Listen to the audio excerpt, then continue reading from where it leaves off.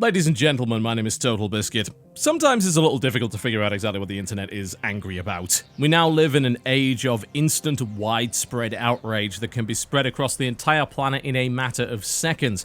And in that maelstrom of complaining, in that maelstrom of outrage and anger, it can sometimes be rather difficult to figure out exactly what the core of the issue is, particularly when there is not necessarily one specific reason as to why this is happening.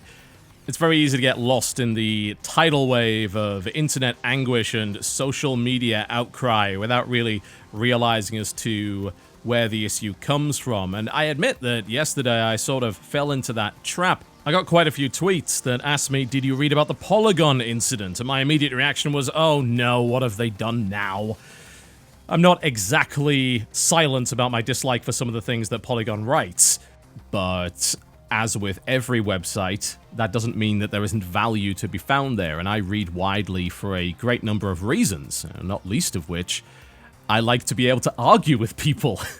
And what's the point in arguing with people if nobody disagrees with you? So I went to the website and I looked at the article that some people had got upset over, and I was trying to figure out initially why people were angry.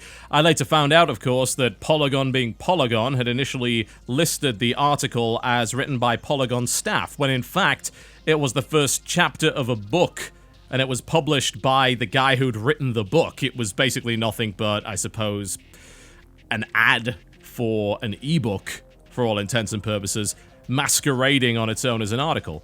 I heard from others that the book in many ways is highly inflammatory, it's got a lot of things that people don't really like in it, but I'm gonna be honest, I don't really care what is written in some $3 ebook. That is not really all that important. What I did find interesting was the content of the article itself, and I thought perhaps that that could lead to a discussion. I would hope that most people are open to discussions, even on subjects that they perhaps disagree with. I mean, what's the point in having a discussion if you agree with everything that is said?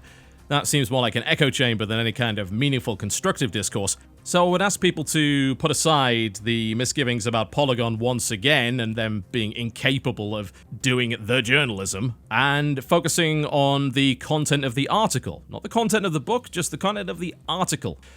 It's a little odd because it's written by a guy who's promoting his own book, but it's also very clearly done in such a way. It's called WTF is Wrong with Video Games, and that's the name of his book, and it's a little bit inflammatory, the subtitle anyway, how a multi-billion-dollar creative industry refuses to grow up and all that sort of thing. I can see why people would find that immediately inflammatory, because Lord knows we haven't gone through enough attacks on the industry, many of which completely unreasonable. Many of us lived through the moral panics of the 90s and continue to see echoes of that revived in different forms to this very day, so it's understandable that people would be somewhat sensitive to that sort of thing. There seem to be multiple opinions as to what is wrong with this article. Some people don't like the fact that it's from a book, which they say is highly inflammatory or whatever. Some people don't like it because it's on Polygon. Some people don't like it because Polygon mislabeled it and then corrected it later. Corrected in inverted commas there, you get the idea. Sure, that's all valid, absolutely. But there do also seem to be a few people that are angry at the article itself and view it as attacking video games. What do you mean by attacking, exactly? I mean, it's criticizing some aspects of video games.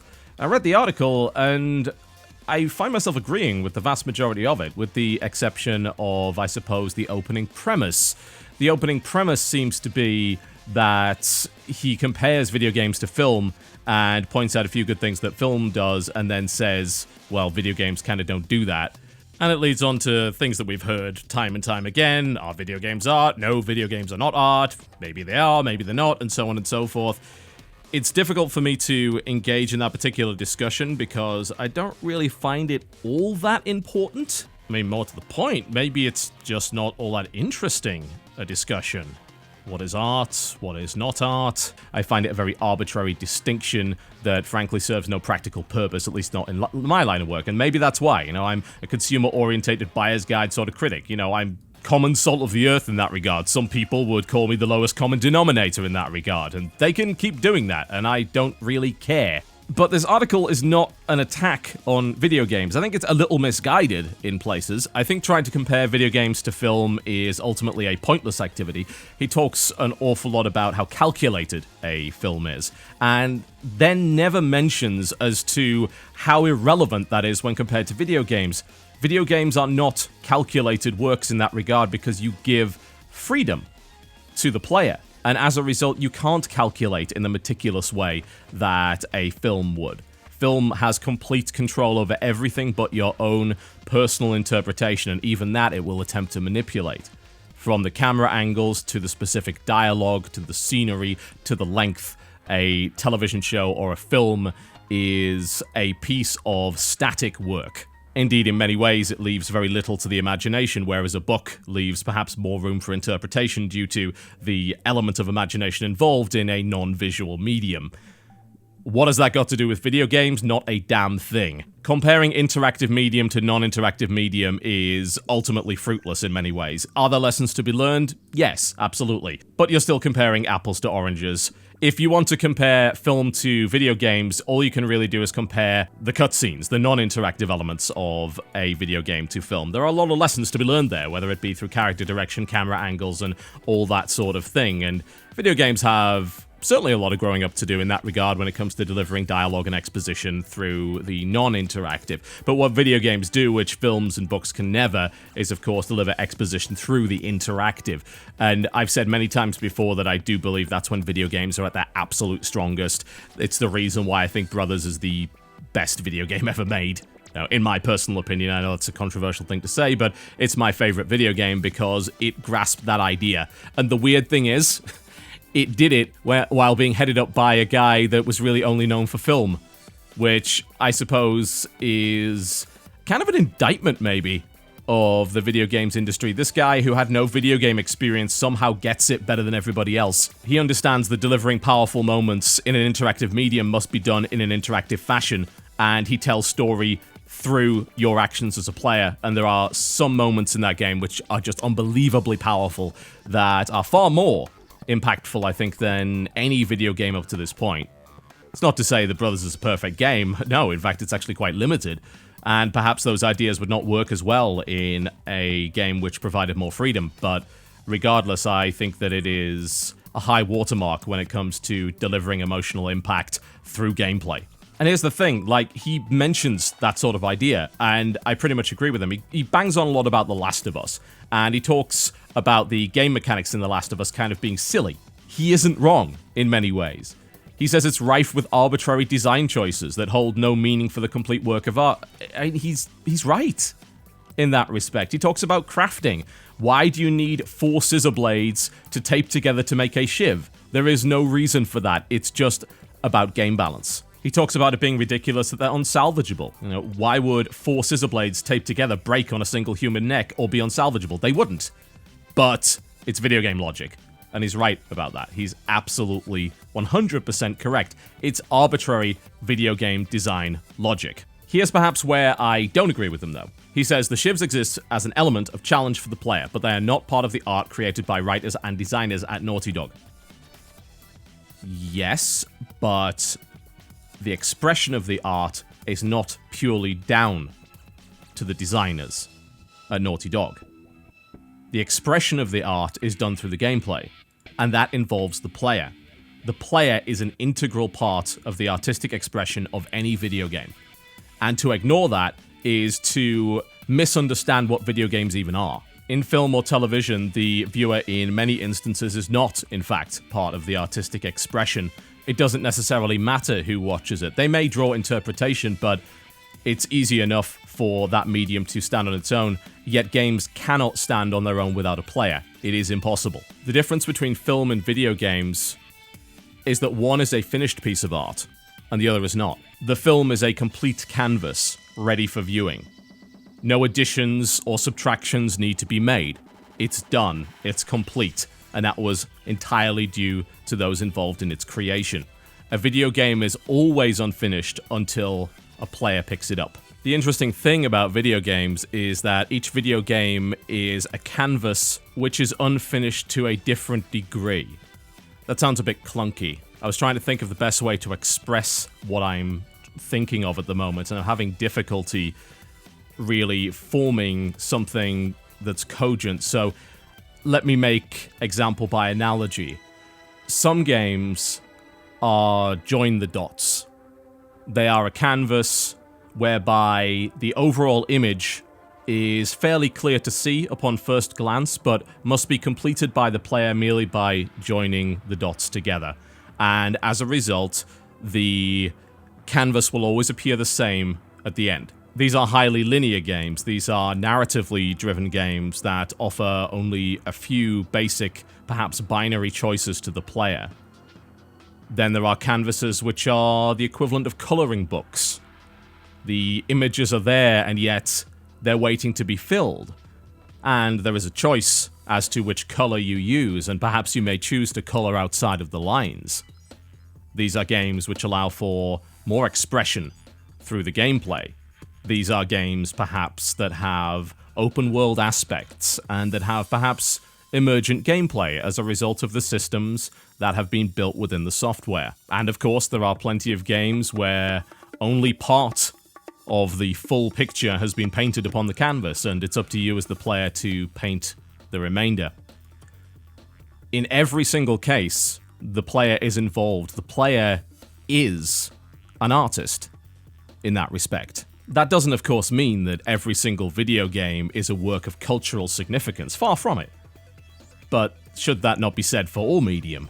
I certainly would think so. As wonderful as a film like Planet of the Apes would be, I'm sorry, but we still live in a world of endless sequels for Final Destination. And you know what? That's okay. That really isn't a problem.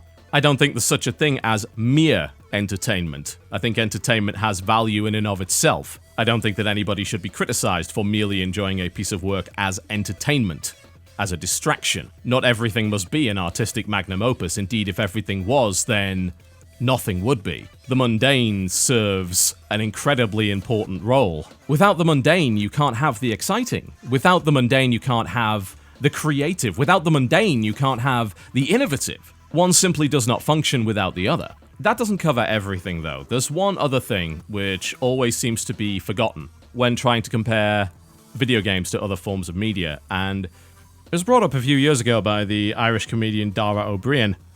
It was the idea that video games are the only form of media saying, tough, you can't get to the next bit of story unless you overcome this challenge. It's the idea that a book would never say you can't go to the next page unless you pass this test in order to get there. This was pointed out perhaps in light humor. It was ribbed, it was mocked. But to me, that's what distinguishes video games from everything else. Because video games are not a non-interactive form of media. They're not even just an interactive form of media, they're a contest. Video games are a battle in almost all circumstances. You are competing either against other players or against the game. And the sheer act of competition in itself has value. The article talks a little bit about meaningless mechanics that players love, and he points out the active reload mechanic in Gears of War. And he makes some interesting points there. He says it comes close to having greater meaning. A successful active reload in terms of what your character is actually doing involves jamming in a new clip quicker but more haphazardly than usual. So what he's talking about there is a mechanic being well visually represented. But he goes on to say it also provides a damage bonus, which is going too far. A new clip is magically transforming the bullets into different, more powerful ones. There it crosses the line from being an interesting bit of mechanical expression to being an arbitrary video game thing that provides an arbitrary video game reward to the player for doing something right. It reminds you that you're playing a game that is ultimately just concerned with being fun. He goes on to say the idea of gameplay as instituted by game developers seems more concerned with preventing you from participating in the art. If the gameplay is itself part of the art, you see, he's kind of getting it, but not quite, then that's fine. And there are some games that you could argue are like that, but endless repetitive shooting or dungeon crawlers rarely fit that bill. I would agree to some aspect that it's good to have proper narrative justification for in-game mechanics. I believe in the strength of games that marry mechanics to theme in a natural way, in a way that doesn't feel arbitrary. But similarly, It's not essential to do that for a game to still stand up as a solid piece of expression for the player, because the player expresses themselves through dealing with the challenges the game presents. The game is a competition, and it should never be said that pure competition can lack story.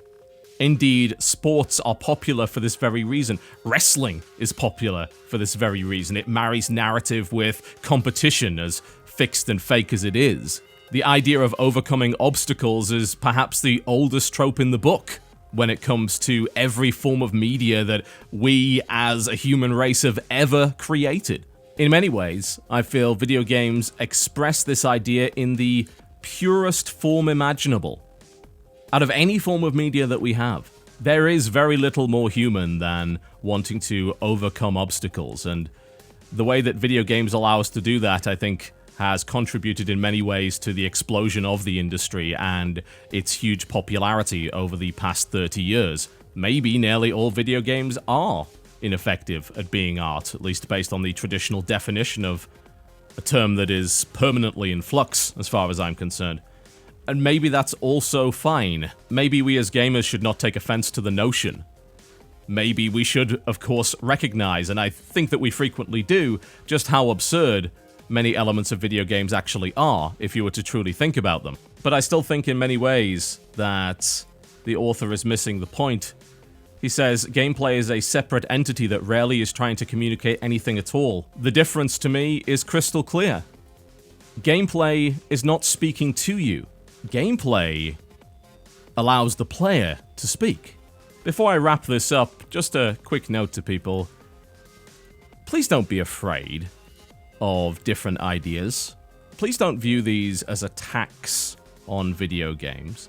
There is a clear difference, I think, between this sort of critique versus the kind of critique that leads to conclusions which are perhaps unreasonable. The difference between something like this and something like video games make people violent because video games are violent should be pretty clear. Video games are not perfect. Video games are constantly evolving. Video games require critique in order to grow as a medium. And even if we disagree with the conclusions, that does not mean that there is no value in the discussion. I'll see you next time.